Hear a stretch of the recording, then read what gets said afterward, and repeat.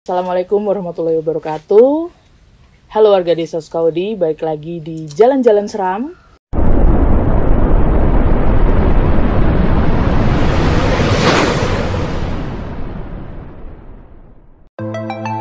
Ladies, waktunya kita bersinar dengan bersiniar.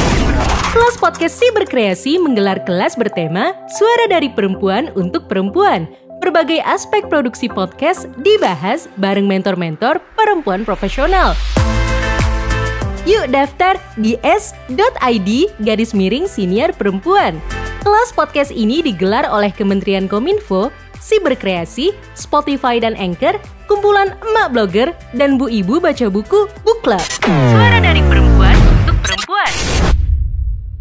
Sebelum lanjutin nonton video ini, pastikan kamu selalu dengerin cerita horor di podcast Do You See What I See, yang dimana tayang 5 kali seminggu hanya di Spotify. Kali ini saya nggak sendiri, saya sama orang spesial, yaitu ayah saya sendiri. Halo ya. Halo. Seru banget nih pasti ceritanya, karena beliau ini pengalamannya tuh waduh super sih. Saya kalau diceritain tuh sampai beneran ya kayak gitu ya. Iya.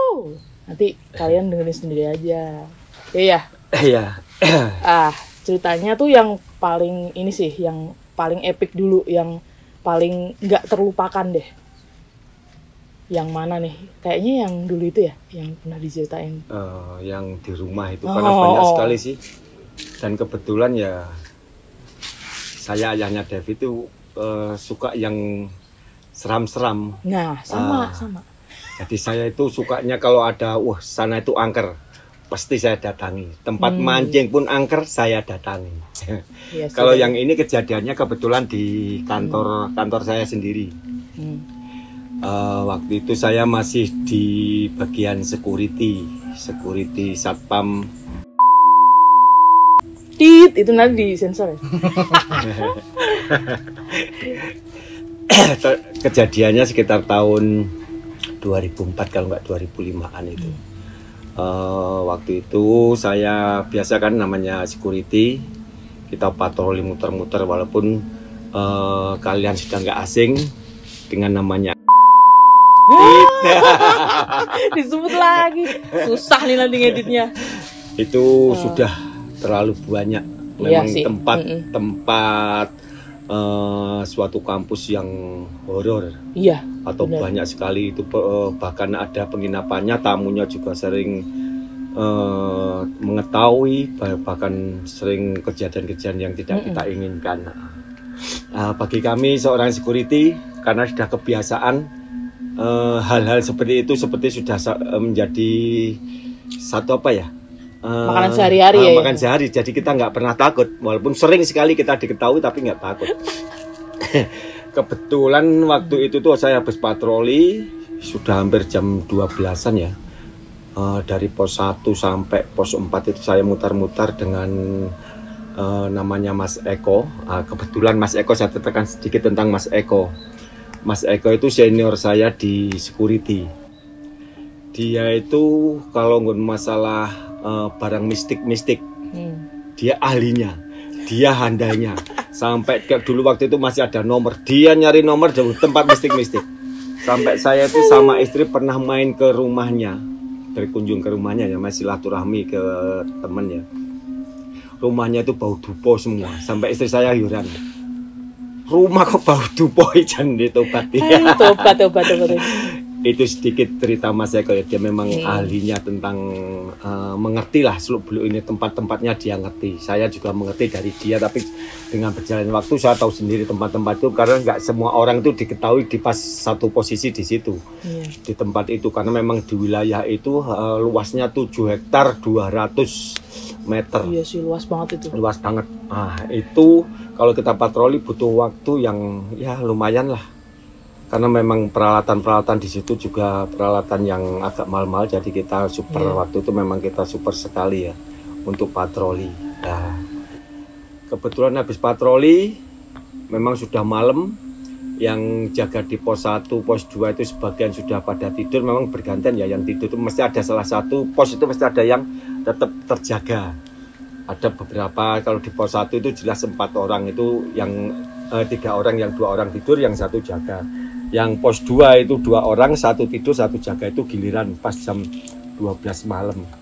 Nah waktu itu kita sudah patroli jalan capek seret sama Mas Eko. Mas Eko itu saya mampir ke pos untuk bikin kopi, minum kopi sebentar karena kopinya sebenarnya sudah dimulai tadi sih, cuma tinggal nyeruput aja. Nah, patroli situ minum, saya nyari Mas Eko nggak ada. Ternyata Mas Eko itu ada di RKP, rumah dinas pejabat atau rumah pimpinan. Jadi kejadian dulu itu memang tempat pimpinan-pimpinan ada di depan, kalau rumah-rumah dosen ada di belakang. Nah itu sudah lama tidak ditempati, karena saya lihat di pos, kebetulan saya di pos 3 itu, waktu itu belum ada pos 3 itu pos 2, karena pos 2 yang saat ini ada tadi itu pos 2, depan musola persis itu. Oh iya. Sekarang ada tambah pos 2 yang baru itu, itu yang pos 2 jadi pos 3. Waktu itu masih pos 2. Saya lihat sudah ada tempat tidurnya sih di pos satpam itu. Sudah ada yang menempati, yang bawah juga sudah ada yang menempati. Nah, yang jaga nggak ada. Saya mutar, saya cari Mas Eko. Ternyata Mas Eko ada di depan RKP. Kalau saya masih ingat itu rumah dinas nomor 204. 204 itu memang sudah terkenal ya, teman-teman security semua tahu bahwa itu rumah 204 itu memang agak aneh. Itu paling ujung ya? Enggak, ada di tengah-tengah. Itu kan jumlah hampir di tengah-tengah itu. Saya ke situ karena memang saya sudah capek, ingin istirahat, ya paling mengadakan sebentar. Saya mau tidur di situ, Mas Eko sudah di depan rumah itu, RKP itu. Saya masuk kan nggak mungkin saya tidur di depan, saya tidurnya ngambil di dapur. Di dapur itu ada tadi kayak kamar di ruang belakang lah. Nah, saya itu harus mutar lewat samping itu. Mas Eko kok bilang sama saya mau kemana? Ya saya jawab mau tidur. Tidur mana? Belakang. Rasa. Gak usah tidur situ katanya. Tapi dia baca rasa aneh-aneh, rasa turu kono. Tapi dia nggak bilang kalau habis itu. Nanti saya jelaskan. Mas Eko itu bahwa dia itu sebelumnya sudah ke situ.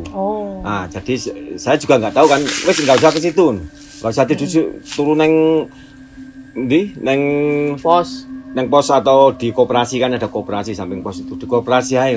Saya bilang alah nggak apa-apa. Akhirnya saya orang nekat toh, saya tetap lewat samping rumah masuk. Saya buka pintunya, memang nggak terkunci, yang belakang memang nggak terkunci karena kosong, berarti cleaning kalau siang tidur di situ juga.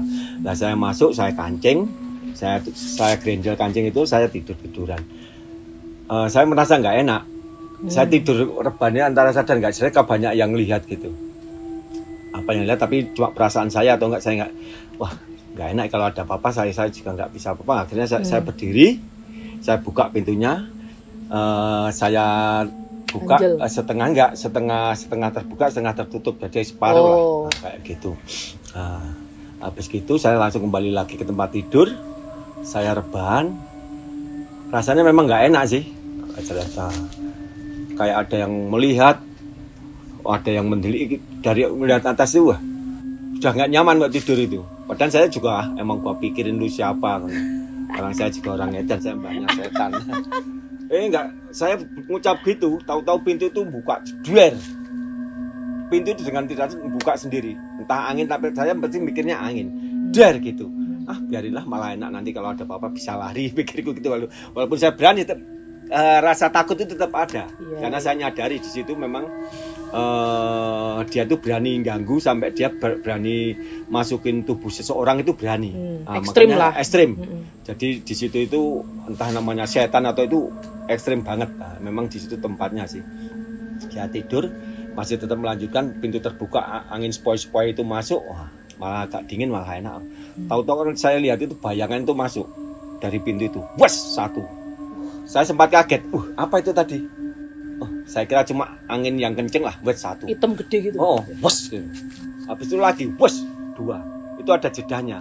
Habis itu jeda lagi, bus masuk, kok bus masuk. Tahu-tahu saya itu terangkat. Dengan tidak sadar saya itu sudah terangkat. Dan memang dari tempat tidur saya merasa ini terangkat. Kok saya ada di atas? Nah, itu tuh saya diputar-putarkan. Saya mutar-mutar siapa nggak tahu. Saya diputar-putar di antara sadar nggak sadar. Saya itu kayak dimasukkan ke alam lain. Jadi ingat nggak? Nah, sebisa mungkin saya membaca doa-doa yang apa yang bisa saya bacakan ya Bismillah, Al-Fatihah. Semua saya baca yang pokoknya itu. Saya tekan ini, saya cubit tangan saya gini, sadar. Tapi kok aku mutar?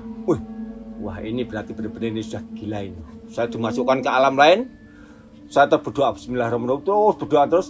Wah, tahu-tahu saya jatuh. Wah, berarti benar saya tadi. Berarti benar secara fisik kan? Fisik saya berdiri ya, saya diputar, tahu-tahu saya berdoa mungkin dia nggak kuat juga toh. Akhirnya saya jatuh. Daripada begitu saya langsung lari. Cepat. Saya lari ke belakang. Yang kurang ajar Eko masih di depan rumah itu. Eko itu masih di depan rumah gitu, dia tertawa. Wis tak kandhani rasa rono. Nopo kowe rono jare rono? Aku mau wis rono. Lah kowe mau ngomong wis rono. Kamu ora ngomong, aku tetep ae. Nah, akhirnya itu tadi. Dia ketawa, saya juga misu-misu. Aku ngandani. Saya kali. Terus saya mlaku. Akhirnya dari itu saya nggak tidur. Malah saya muter-muter Mas Eko. Jadi yang harusnya saya jatahnya tidur, nggak tidur. Jadi temennya udah yang tidur aja. Saya patroli muter lagi. Ya, memang si Eko itu kurang ajar. Jadi dia itu memang gitu itu. Memang di wilayah kampus itu terlalu banyak kejadian-kejadian yang tidak masuk akal. Bahkan barang pun radio. Kalau telepon itu kan pusatnya di lobi. Itu kan bisa diputar musik, ada musiknya itu. Radio itu bisa bunyi sendiri. Itu kejadian-kejadian yang gimana ya, sangat ya kalau untuk wilayah kampus itu atau mahasiswa atau dosen sudah nggak asing, semua tahu di situ. Menurut ceritanya sih situ itu pusatnya. Antara percaya dan tidak itu memang ada diciptakan, tapi di situ tuh pusatnya dari Merapi, Bromo, Semeru itu tempuannya di situ. Jadi pusatnya, terutama kalau selalu kita ingatkan karena kita security selalu mengingatkan sama mahasiswa atau kegiatan tamu-tamu, kalau ada kegiatan pas kegiatan acara apapun, setiap dengar azan, nggak azan luhur, maghrib, isya, segala kegiatan harus diberhentikan. Terutama kalau pas ospek. Karena kan pernah kesurupan juga ya, kesurupan massal. Kesurupan massal itu hampir 50 lebih. Itu bahkan nggak sekali itu kesurupan itu, tapi yang paling banyak itu 50 lebih. Tahun berapa saya lupa, tapi itu benar-benar massal itu. Karena kita sudah kasih tahu, karena nanggung waktunya kurang sedikit aja dia neruskan, ya itu. Akhirnya kesurupan. Dari depan musola itu yang menangis, yang teriak-teriak, sampai yang kita sempat ngundang kiai dari desa sebelah itu, dia datang juga sempat bingung. Sini sembuh, sini tambah lagi, yang tadi udah sembuh bisa kumat lagi. Sampai sesadis itu ya. Separah itu. Tapi memang tempat kita bekerja itu memang sudah tidak asing lagi. Untuk memperlihatkan wujudnya aja dia berani. Berbentuk manusia biasa juga ada. Pocong juga ada. Bahkan itu ada, saya punya teman, saya kebetulan kan alumni STM KAL Moro Kerembangan Surabaya. Lulusan di tempat saya itu harusnya jadi marinir, dari angkatan laut lah, tapi rata-rata ada sebagian yang tidak suka, dan saya suka. Tidak suka, salah satu orang yang tidak suka untuk menjadi angkatan laut. Walaupun ayah saya juga marinir angkatan laut, tapi saya nggak suka. Nah itu pernah kita satu alumni itu ada 6 orang itu sepakat tidak akan mengikuti tes atau ikut pendidikan angkatan laut. Tapi ada 2 orang dengan cuma coba-coba. Sebenarnya coba-coba ngapain sih coba-coba, kalau kita itu nggak usah nyoba. Datang ke kepala sekolah, kalau dulu di sana bukan kepala sekolah tapi direktur. Itu pun sudah pangkatnya udah tinggi itu. Tanda tangani, besok langsung ikut pendidikan, mesti keterima. Mayor Sugeng kan udah lama nggak ketemu, memang dulu kan nggak ada media sosial ya. Iya. Kita ketemunya baru ya beberapa tahun yang lalu waktu rame-ramenya udah ada HP itu. Nah itu WhatsApp, hubungan WhatsApp itu udah ada hubungan, akhirnya kumpul. Nama teman saya itu Mayor Sugeng itu datang jauh-jauh dari Surabaya, cuma ingin ketemu saya dan keluarga saya untuk meminta maaf. Karena apa? Karena melanggar komitmen. Dia jadi, tapi nggak apa-apa. Saya juga bangga ya. Dia jadi seorang pejabat istilahnya Mayor Sugeng, dan saya juga saat ini saya sudah PNS kan, saya sudah di admin ngurusi dosen. Nah, itulah. Di situ itu dia nginap di sini, saya inapkan di Sensor. Ya. Nggak boleh tahu. Di kampus itu karena ada penginapannya, saya nginapkan di situ. Setelah melalui administrasi semua berjalan, nah saya sore kan pulang ke rumah dulu.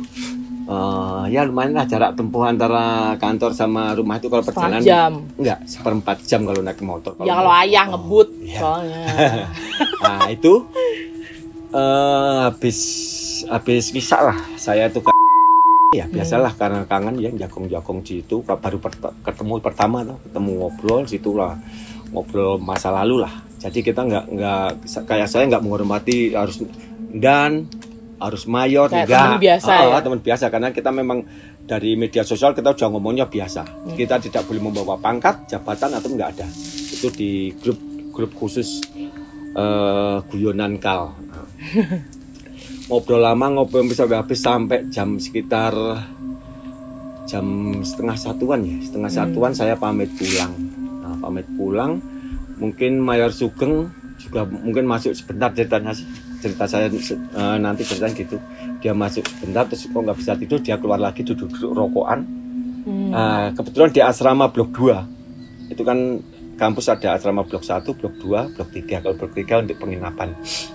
Nah, blok 1, blok 2 itu untuk mahasiswa kedinasan. Dia itu melihat di pojokan itu kayak ada orang duduk-duduk sambil rokokan. Padahal itu di kebun ya? Di kebun. Jelas di kebun, dan itu asrama itu sudah tidak dipakai hampir 5 tahun lebih, 10 tahunan ya nggak dipakai itu. Dia datangi orang tua itu mungkin kan ya namanya mayor atau angkatan ya, dia selawung, dia datangi orang itu cerita-cerita banyak, ngobrol. Lah itu di samping orang itu cerita bahwa dia itu jaga kandang sapi di situ. Padahal di situ nggak ada. Lah masa ada kandang di dalam kampus kan yo. Nah, itu yang nggak masuk akal. Iya, nggak masuk akal. Memang dia datangnya juga udah agak sore waktu itu. Dia ke sana ngobrol juga lihat kalau di sana itu adanya cuma jemuran yang mirip kandang lah. Dibikin luas itu untuk mahasiswa itu, tapi sudah agak nayang semua. Nah, itu cerita waktu saya besoknya pagi saya berangkat kerja, nemui dia cerita. Dia kepingin nemui siapa namanya lupa ya, pokoknya nemui aku diantar ke situ.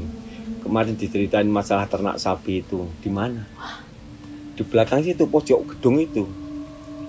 Di pojok gedung itu kamu situ. Emang ada kandang? Iya, ada kandang malah mau. Iya ada. Nggak ada wujud situ. Sapinya juga? Ada wujud sapi, kandangnya, dan ada orang itu, dan juga sempat mengenalkan siapa gitu. Nah, itu yang agak menarik. Udah kamu ikut aku aja, tak ajak. Mana yo? Kandang. Pas kira kerja aku nek kandang ada ono wong tak sapa ono namanya orang Jawa Sapa. Wah, coba Sapa mangun kan enggak tahu lah. Nah, itu sempat lupa namanya lah. Dia ngeyel tetap di situ ada kandang. Itu saya ceritain. Mas di sini tuh enggak ada yang namanya kandang, ini kampus gitu. Dan wilayah sini samping situ juga enggak ada. Kampus itu tembok kan? Tembok mutar tinggi ya. Memang aneh itulah sih. Memang kalau dibilang aneh enggak, pas kebetulan di pojok situ itu memang tempatnya apa ya, hampir banyak sekali mbah itu sering dilihat. Mbah itu sempat dilihat itu, bahkan pojokan juga kan itu ada pohon pisang apa itu, pisang kluthuk. Kluthuk sama wit sukun yang besar itu ya, sering kejadian di situ juga sih terlihat. Bahkan memang rata-rata karyawan situ, resepsionis, cleaning yang jaga malam iseng. Atau teman-teman kantor yang biasa main di asrama iseng. Udah tahu itu cuma akan difoto-fotoin. Bahkan sempat nongol. Foto kan nggak apa-apa, cepet-cepet dilihat ada pocongannya. Oke, dikirim di grup-grup loh. Oh saya ya memang sedang ngapain? Bingung. Memang tempat kita gitu. Sampai bisa wujudin di depan kamera tuh udah ini sih ekstrim banget sih. Banyak lah, bukan nggak 1-2 orang yang punya foto di situ, foto berbentuk wujud itu nggak 1 orang, hampir banyak ya yang mengetahui di situ. Iya, bahkan suami saya Wanda ya, itu kan lihat toh kemarin, nggak kemarin sih, udah lama sih. Ya, waktu itu kita mau jemput aku mau apa, yang ngambil apa itu ya. Iya, jadi kan motoran nih, bareng nih, nganterin ayah. Aku juga ikut, di depan itu yang di sukun-sukun itu ya. Waktu itu kan kebetulan saya udah nggak di security, nyambungnya saya udah. Iya, udah di belakang. Saya sudah ya naik jabatan dikit lah, subkoordinator. Belum tahu nama saya ya. Nama saya Pak Imam Hanafi. Nanti ada nih di sini tulisannya. Instagramnya. Instagramnya.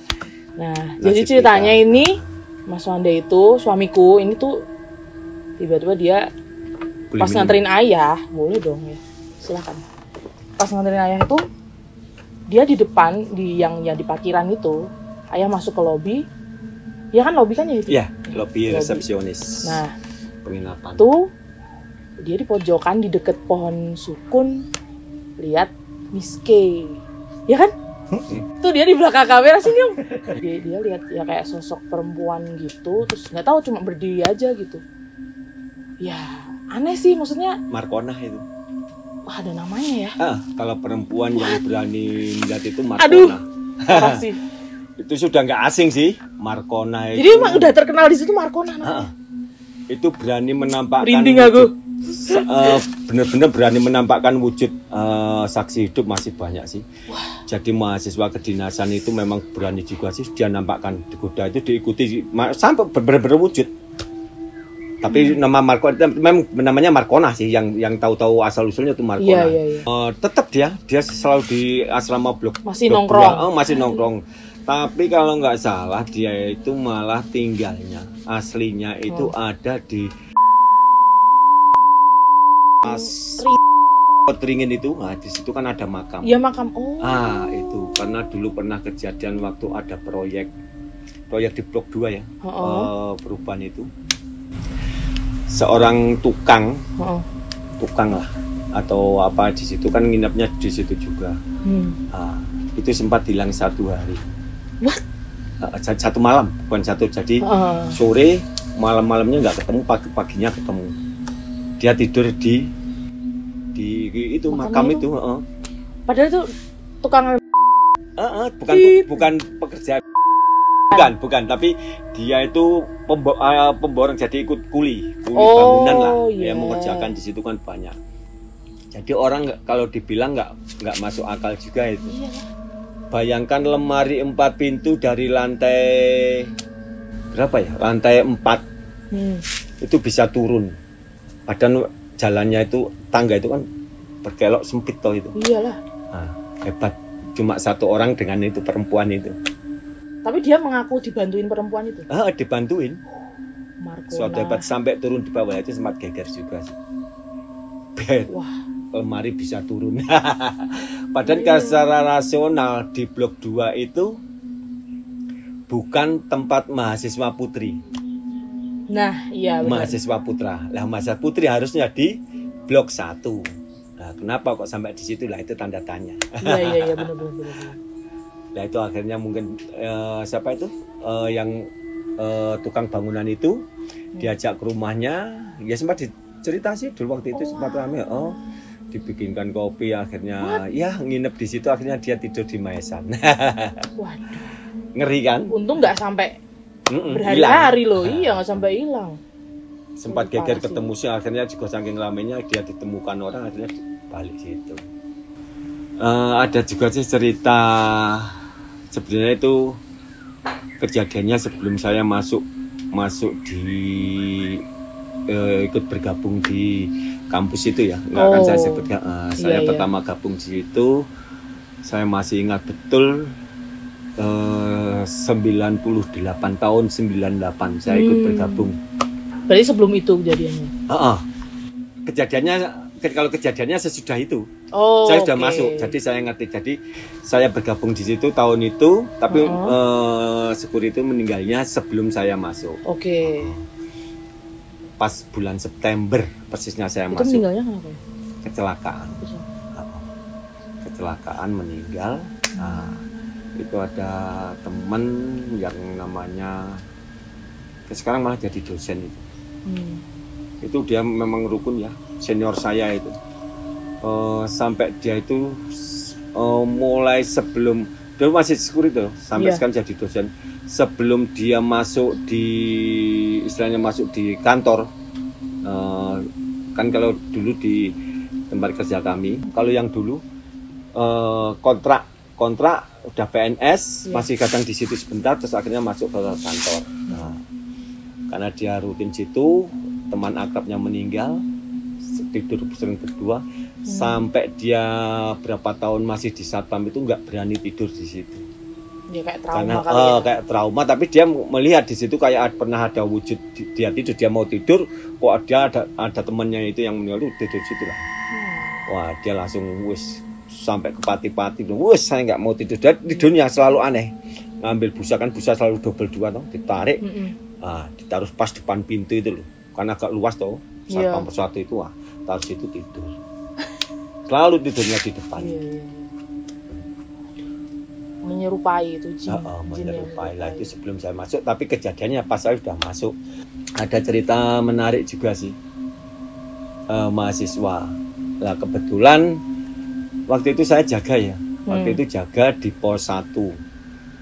Ada mahasiswa Penyiar ya? Penyiar radio. Jadi kalau kejadiannya saya nggak tahu persisnya, tapi setelah dia cerita banyak akhirnya saya ngerti. Jadi kalau siaran itu kan kita tutup biasanya jam 10 itu harus selesai. Lah 2 teman ini siaran selalu bareng terus toh. Siaran radio itu yang saat itu sudah izin, minta izin sama temannya. Tapi izin itu entah sampai atau enggak tahu ya. Teman siarannya itu sampingnya itu juga siaran, padahal dia itu nggak masuk. Sudah izin itu. Ditelepon. Jadi ditelepon. Tadi dia udah siaran udah lama. Padahal barengan terus nih. Barengan terus ngobrol biasa radio. Dia yang cerita sih, mahasiswa itu cerita ke pos satpam setelah lari karena kaget itu. Nah, dia udah istilahnya udah siaran lama, terus ditelepon. Ada telepon bunyi di HP-nya, diangkat. Dari orang sebelahnya? Dari orang sebelahnya. Stres.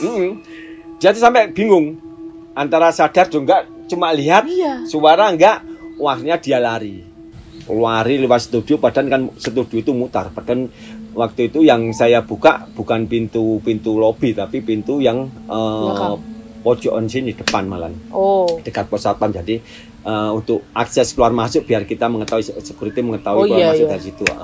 Untuk lobi kita tutup. Dia lari mutar, shot lari ke pos satpam sampai nangis begini ini. Wah, cerita. Iyalah, stres lah. Waduh. Ditemenin siapa itu tadi siarannya? Padahal ditelepon juga. Kalau saya cerita gitu malah merinding kayak gimana ya? Ya aneh lah ya. Masanya wujudnya bener-bener nyata. Dia tuh nyata, ada sampingnya cerita kok malah nelpon. Nah, dia sempat juga lihat ada nomor telepon, saya lihat juga tetap masih ada, makanya dia pelan-pelan langsung lari. Akhirnya kita teman-teman ngecek ya, terus kita cek ke sana, nggak ada. Terus dia nangis, enggak Pak, tadi masih ada. Saya ditemani dulu untuk ringkes-ringkes. Kita temani orang bertiga. Akhirnya dia mematikan semua itu, langsung pamitan, mungkin keluar pulang. Banyak cerita yang kalau mau diceritakan itu masalah mistis nggak ada habisnya. Bahkan ibunya ini, itu pernah saya ajak mancing. Itu benar-benar kejadian, nggak masuk akal di sungai. Pas kebetulan di Buk Renteng. Namanya itu juga gantian cerita juga. Itu di sungai ngeri, nggak masuk akal itu. Ya, Sulit nanti kalau episode selanjutnya aja ya. pas kebetulan tuh juga sore-sore. Nah, kan banyak tuh juga cerita mancing tuh. Pecah mancing tuh banyak. Nah, tahan dulu nih. Nanti di episode selanjutnya. Temen-temen, saya kasih Instagramnya ya saya.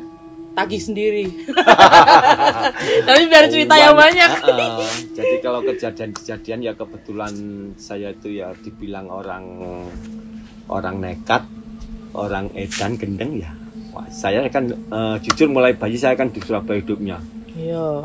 Jadi orang keras. Jadi selalu satpam itu kalau kita bepergian pulang jam 1 malam 2 malam itu kalau sampai daerah Ngijon gitu pulang saya nggak pernah.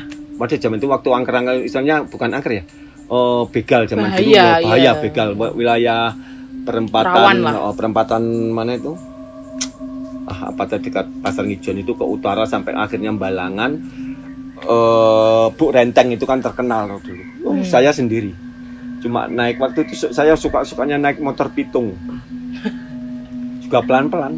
Saya nggak tahu ada begal lah itu. Gimana, seru kan? Ya. Kita besok silakan ya. Kita besok tagih lagi cerita dari ayahku. Boleh. Iya. Kalau mau minta cerita yang gitu, ini real ya. Saya cerita real. Saya nggak mengada-ada. Ngalamin bener ya? Ngalamin bener dan Rasain. itu kejadiannya sudah atau memang bawaan saya ya dari kecil. Mulai dari kecil itu sebenarnya sudah saya pernah ditakuti di Surabaya karena memang ya tahu sendiri orang tua saya itu cari rumah itu mesti agak-agak masuk dikit lah, agak-agak angker. Iya. Bisa. Waduh. Ya namanya tentara. Jadi kalau mau minta cerita nanti akan saya ceritakan apa yang ada dan benar-benar terjadi. Kita nggak mengada-ada, memang itu kejadiannya. Iya benar. Dan saksi hidup bisa di cross check. Saksi ada. Kayak tadi yang saya ceritakan itu bisa langsung cross check ke Mas Eko ya. Nah, sekarang dia di bagian studio atau apa ya. Dia juga pasti akan cerita. Dia memang orang gitulah. Iya. Dia kalau sudah cerita juga mungkin jangan-jangan pendengar juga nih ya. Nanti tiba-tiba bisa jadi kok Pak Imam kok Pak Imam tampil di sini.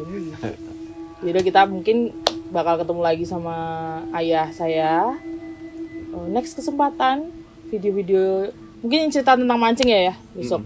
Setelah mancing ini boleh ya. Mancing ada beberapa sih kejadian mantap. Mancing itu ada berapa sama mamamu Banyak iyo. Saya sendiri Makan dulu besok aja besok. Next.